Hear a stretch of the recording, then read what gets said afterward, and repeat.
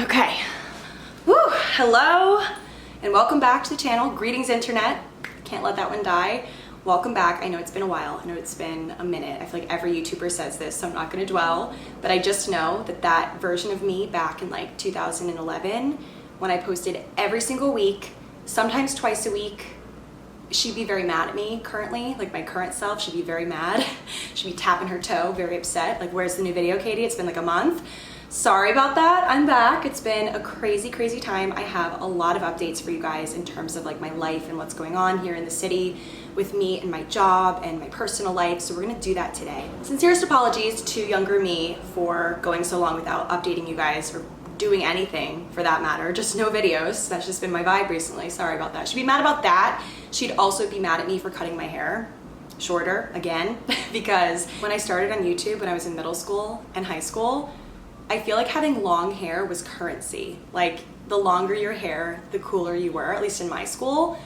And I was just obsessed with growing my hair, obsessed with dyeing it crazy, like ombre and stuff. And now I've just obviously changed the game a bit, cut it short, keeping it natural. This is actually my natural color here.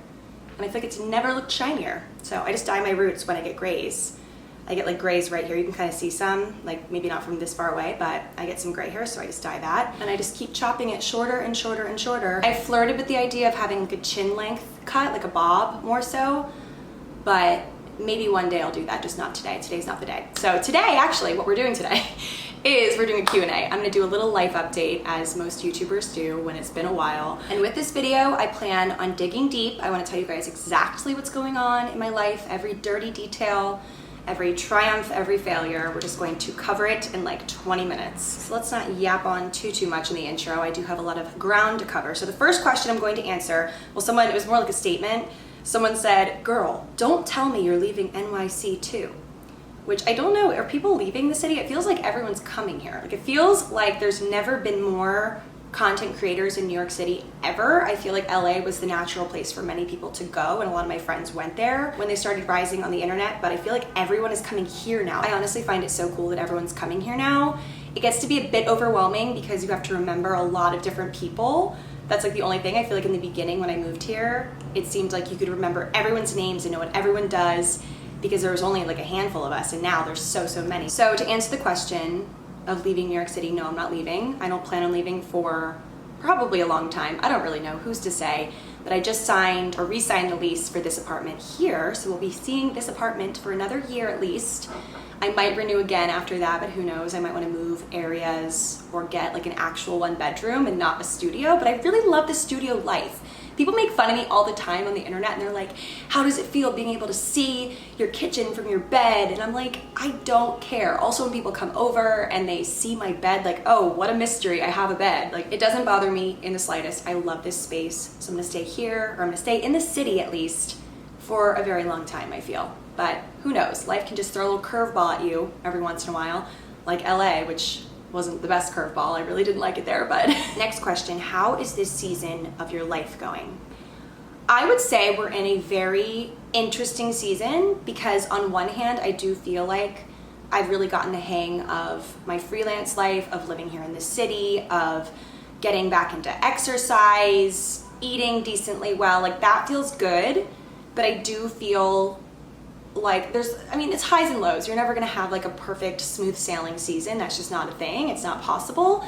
I do feel, if you've listened to my podcast, you know I've kind of gone through some interesting thoughts and feelings about what I want to do in my life and what is my purpose. I feel like everyone goes through this, even though I feel secure at times. I feel like I know what I'm doing. I love what I'm doing. I have other times where I'm like, what if it could be better if I'd chosen differently? What if it could be better if I had stayed in my corporate job and hadn't left back in 2019? Or if I had pursued a relationship that I didn't pursue? Like, I just found out that this guy that I was seeing while I was in college from my hometown just got engaged, and it really, like, you wouldn't think it would affect you, but things like that, even though I didn't like him, it affected me. So it's things like that where you have these sinking moments where you're like, did I make the right decision? So I've been having a lot of those recently, and I really just want to feel secure in my life and in my choices, and I just haven't figured out how to do that yet. So therapy's helping, my friends are helping, And I feel so stupid for feeling that way because I'm so lucky, and I look around every day and I'm like, how did I do this? How did I get here? This is so amazing, but yet I still have those moments and I feel so guilty about it. I feel like this season of my life is all about finding strength in my body. I've just actually finished a year of personal training. You guys remember when I started, I just finished a year of strength training with my trainer, and I feel so strong. I looked back at old videos today of when I started, like in the very, very beginning, and I was shook at how you can just tell in someone's body if they're confident with what they're doing. And I just looked so awkward in the beginning, which is just, you know, natural. But now I pick up a weight and I'm like, I can throw this around no problem. And it's great to see that growth. So that I feel strong in my body, but I also feel strong in my mind in knowing. I've actually learned recently, it's crazy, right? I've learned how to say no. I've learned how to stay in on a Friday night and not feel FOMO. I've learned that what is meant for me will come, and I will pursue the things that I want, but I also will leave room for things that I don't even know that I want, if that makes sense. So I think this season of my life is going pretty well. I don't feel hopelessly single, though I have in the past. There's moments, obviously, everyone has moments, but I just know I don't want something like lackluster halfway. I want something real and good, and I know that I haven't found that yet. I know that in my bones. So I think that this season of my life is going pretty well, I'd say. Okay, next question. Tell us about your freelancing. So I think this has been unclear over the years, what I do aside from YouTube, Instagram, TikTok. Did I miss anything? Patreon. The Patreon wallpapers just dropped a few days ago. I do freelancing on the side in social and digital strategy and management. So I have 2 main clients. I just wrapped my 3rd, so that is no longer my client anymore because it was just a project that we did. This amazing 100 video project, the biggest project I've ever done. So I produced and edited this video program for 2 clients, a personal trainer and a dietitian. So that's done, that's out the door, it's amazing. Such a great, great feeling. So another client of mine is a fashion brand, it's called Fave, and the current owner of the brand, I actually know her sister through some other video work I did. It's really just kind of a domino effect of people, especially in the city, just passing your name around at parties and wherever. So I get a lot of people reaching out to me through that, which just goes to show you do have to sharpen your people skills a bit, even if you're an introvert, which I consider myself an extroverted introvert. I have my moments where I really just struggle in social situations and moments where I thrive, and it really just depends on how I'm feeling that day. It really just depends, and if I'm in my head too much. But through networking, I got this other client, which is a fashion brand called Fig. It started out as just content creation and a bit of strategy here and there, like a weekly call, and it's kind of snowballed in a way. I knew this would happen. I get really passionate about things like this, and I kind of am creeping back into a full-time role almost. You guys remember when I worked at L'Oreal and I did social and digital? I'm doing pretty much the same amount of work for this brand because I'm doing social, digital, strategy work, working with their team, going into the office. And I also just recently started doing influencer work for them, not in terms of me being the influencer for their brand, but the opposite. So I help them find influencers, plan activations, plan deliverables, and I use what I know from being an influencer to do that. So it's really cool. It's taught me a lot about my own influencer work and what I should be valued at and things like that. So I've kind of taken on like pretty much a full-time role, though I'm fully freelance. So I can choose when I go into the office, I can choose when I dedicate time to them, and it's really awesome. It's like my job at L'Oreal, but I felt very constricted, is that the right word here? Very just, I felt like I was suffocating there because I had to stay at my desk. I was basically like bolted to my desk all day, and I was doing all this work, but I just felt like a lot of it was just busy work or me trying to keep relationships in the office, and it just like felt very, I just felt like a lot of work, but nothing was really happening. Whereas this is a smaller brand. It's like a startup-y atmosphere. Their office is in a WeWork. Like, it's very, very cool to see the inner workings of the brand and actually be able to influence what's happening at this brand, Fig. They hear me, they value me. They're like, Katie, we really want to hear your perspective on this. And they give me actual things to work with, budget, things like that. It's so exciting. I hope I have not droned on about this. That was my second client. And then my third client is a child sleep expert, and I do some graphics and help her edit her reels and things like that. And I've learned so much. It's been like 2 years now I've done this full time, I guess. So I split my time with the podcast. I have 2 podcasts, and then obviously all the other social media stuff. So like YouTube, Instagram, Patreon, TikTok. Am I missing anything? That's kind of why, okay, if you're wondering why I've kind of dropped off with YouTube, that is really the bulk of the reason. I just don't have as much time. And I feel, there's another question that people asked, like what my opinions are on YouTube kind of declining. I don't feel like YouTube's really declining. Maybe it is, I mean, at least for me in terms of when I watch. I don't really watch YouTube as much anymore. And I don't feel like people are posting as much, like this is a general statement, as they used to. But I don't feel like it's dying. I just feel like YouTube videos, at least for me with the editing and the vlogs and having to come up with things to do, it does take a lot more time. And I'm never gonna stop. Past Katie, don't even get your panties in a bunch because I will never give up on this. I do love it, but it is just time consuming. But I'm gonna continue. This summer, I'm really gonna get back into vlogging. I'm doing a summer house with a few other YouTubers, so it's gonna be good to have that to inspire me to get my vlog camera out and actually capture stuff. So I'm gonna do that. Don't you fret, I will be back with the vlogs. I just needed a little bit of time, I think, to get everything under control. And it still doesn't feel fully controlled sometimes.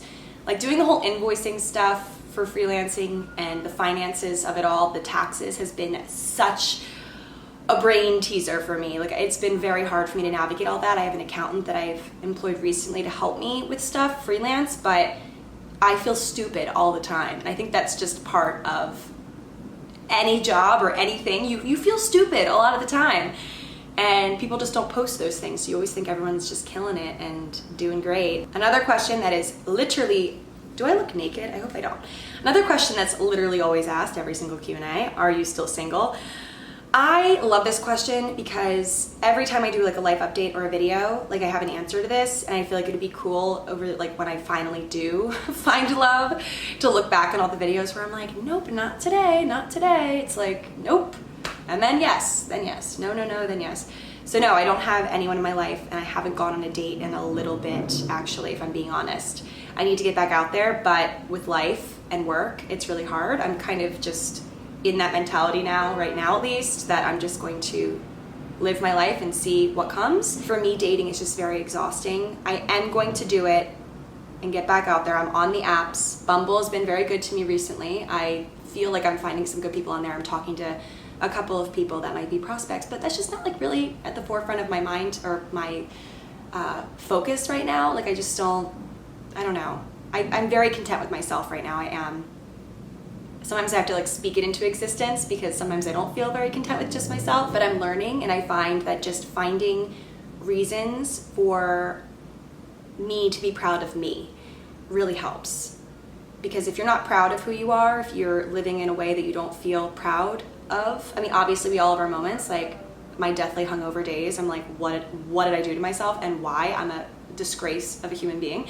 But most of the time I am proud of myself, and it's just all about finding new reasons to be proud, making good decisions for yourself in a way that like it honors you. Like if you're miserable in your job, leaving that job, or setting boundaries for yourself with people, with your friends, making sure that you surround yourself with only the best people that really have depth and aren't just superficial friends. Like having really good friendships has helped me figure out that I'm worthy, that I'm a good person, that I have good stuff in me, and I know someone will see that someday. They will, just not today. Or maybe they already have and they just haven't said anything. Anyway, that is the answer to that one. Okay, will Match Made ever be on YouTube? I would actually cry. Thank you so much. Match Made is my baby. It is my second born child, because I have 2 podcasts. Thick and Thin is still my OG podcast that I have that I post every Thursday. But Match Made is, I guess now it's kind of like 6 months old, but it's still very new in my eyes. It's the newest thing that I've done. Yeah, it's newer than TikTok. It's newer. Yeah, it's like the newest thing I've done. It's my podcast with my 2 friends, Adam and Colby. We post every Friday. We did Tuesdays, but we just could not figure it out because Adam and Colby have full-time jobs where they have to be in the office till a certain hour, so it's hard to record with 3 people in that way. But we've really gotten a rhythm with it. We're doing great. It's really fun. I love just letting things just happen with the podcast and not feeling like I need to be on topic all the time, because I do feel that way in a lot of my other content, but we honestly just push record and just gab on. But to answer the question, will it ever be on YouTube? I don't know, because honestly, we can barely get ourselves here to record. So we'll see. Maybe it'll take just having someone else here to help us and help edit, because I edit enough things in a week, 2 podcasts, YouTube video once a month, TikToks, Instagram. It's a lot to edit, okay? My client work. I love the podcast, and I think the biggest reason why I love this podcast is because we have no ads, no sponsors. It's not on a network. It's just fun. So it's like 40 minutes of us just gabbing on about our personal lives and honestly sharing like way too much detail. Last night's episode, or this morning's episode that I edited last night, I was giggling when I was editing it. I'm like, this is just a lot. Like, I feel like if my mom could not listen to this, and I don't think she does. I think that's the one thing that she doesn't watch of mine. So anyway, check out the podcast if you guys haven't already. It's my favorite thing, so I can't wait to just keep going with it and make it even bigger. So how is New York City in the summer? This is a good question, because I feel New York City in the summer, like Manhattan in the summer, gets kind of a bad rap from people. When I first moved here, I remember someone telling me that no one stays here in the summer. Everyone's just desperate to get out. And while I do feel a lot of people go on vacations and stuff, or like go to the Hamptons, that definitely does happen. I think it's just because people have summer Fridays and they have more freedom, and that's why. Because summer in the city is really fun. It does get hot, so you have to figure out a good plan for yourself if you're gonna be outside, like how to navigate that without overheating and passing out.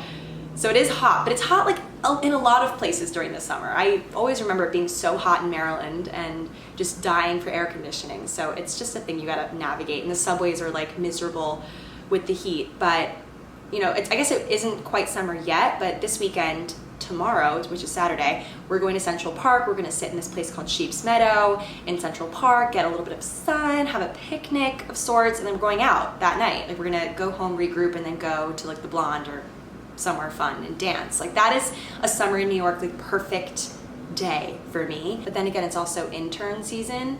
Interns are coming into the city. I remember when I interned here, it's just the most exciting thing when you're an intern, but then you also have to remember that like interns are everywhere, and you could be talking to a guy who's actually still in college. So yeah, always be mindful.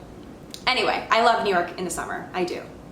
Even though it has its moments where I want to die. And it's one of those things where when it's winter, I'm so desperate for summer. And then when it's summer, I'm so desperate for not maybe like winter, but like fall. Grass is always greener, right? Okay, next question. What have you learned about friendship in adulthood? I've definitely learned a lot of things about friendship in my adult years. I've learned that you can't force someone to be your friend and to care about you genuinely if they just don't. If they see you as a coffee date friend every so often, like every other month sort of friend, you can't necessarily force them to see you as a 2 a.m. I'm crying over a boy and I need someone friend. There's categories to friends, I think, and it's hard to jump categories if you're in one, and you can't force people to see you that way. You just have to be yourself, and what comes. Like, I've made new friends in the past couple of years. I have a lot of college friends that I'm very, very close with, a few college friends that I'm not close with anymore that I'm very sad about, and I mourn the friendship, but if it's one-sided, it's not a friendship, it's not a relationship. But I've met a lot of new people that I've gotten really close with in a short period of time, just because we're on the same page and just because it just vibes, it works. So it's possible to make new friends. That's also another thing I've learned in adulthood. I feel like oftentimes, especially in New York, people are very close with their college friends if they have them here. But I found also that people are very willing to branch out, and I think the best ways that I've made new friends have been through networking events, like influencer stuff, freelancing stuff, just going out of my way to, if I'm invited to something, I go. I say yes to those things, even if I don't feel like it. Those are the times where I've met a lot of people. And then also my book club, which I found through a friend of a friend. I've made a lot of friends through that. And just Instagram and commonalities. I definitely don't want to make it seem like it's super easy, like a cakewalk to make friends in your 20s, because it's definitely harder than when you're in college and your friends are kind of set up for you. But it is possible. It really is possible. Even if you find yourself to be introverted sometimes, like me, it's very possible. So I guess that's a big thing I've learned. The last question I'm going to answer is, any tips for trying to be kinder to yourself? So this is a very good question. I feel like one big area where I need to work on being kinder to myself, and what I'm doing to alleviate that is in my work life, in my freelance life, which is pretty new to me. I felt this way at L'Oreal too when I was in the corporate world. I have a hard time with trying to be everything for everyone. I really want to be perfect. I do. I want to expect things before they happen. I want to think, or kind of just, what's the word? I feel like I want so desperately to know what's going on in other people's heads. I want to know and be everything for everybody, which is really hard because it's impossible to do all of that. And I very much still have a hard time with taking criticism. I get really nervous when I send an email still, a lot of the times. I'm just very, very concerned about doing the wrong thing. Like I'm very worried about that. And I need to work on that because I am so good and so capable. So why am I so worried about it? It must be some childhood trauma in school or something. I don't know. I definitely wasn't the best student and I do carry that with me. I'm practicing kindness towards myself in these instances. And I think the first step towards alleviating anything or being kinder to yourself is recognizing what you're doing and recognizing the environments when these feelings happen. And for me, it's always work. Like I'm not as concerned about what my friends think of me or maybe even like strangers on the internet. I'm not as concerned anymore about, I don't care what you guys think. Like I'm not as concerned about the work that I put out on my channel or on Instagram. It's always like things in a professional sense with people older than me. I think it's the older than me part that is hard. Like anyone who is more senior than me, I'm scared of them. The more senior people, the people that have been there forever and are so tunnel vision, just doing the same thing, we have something they don't have. We have an outside knowledge. We have a younger audience knowledge. We know the trends. We know the TikTok sounds. Like we do have something that they don't have.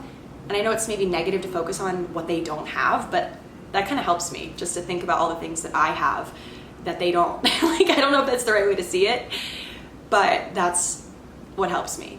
It helps me to think of that. And I know a friend of mine, Margot Oshray, she has a folder. I don't know what she calls it, but she's a folder on her desktop of all the kind things anyone's ever said to her, like, or any wins that she's had in her job, she puts in a folder, she screenshots it and puts it in a folder, and she looks at those things when she's going through it and having a hard day and questioning everything.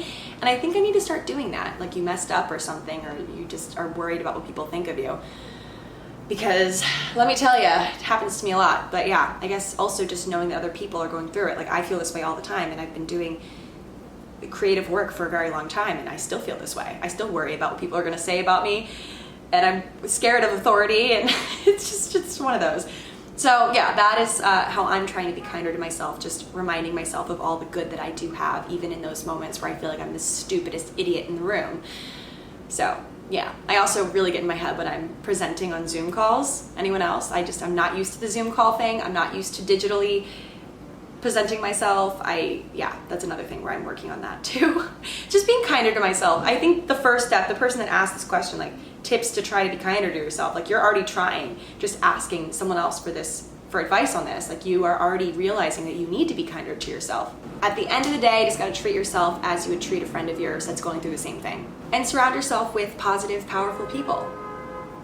Wow, it's really busy out there. Powerful, positive people, always. Purple people eater. Tongue twister. Anyway, guys, that is it for my video. Hope you guys enjoyed this life update. It is getting hectic out in the roads. You hear that brake? Yeah, I am so over the traffic right now, so I gotta go. Thanks for watching, guys. I will see you all in my next video, which is hopefully soon, fingers crossed, soon. All right, bye.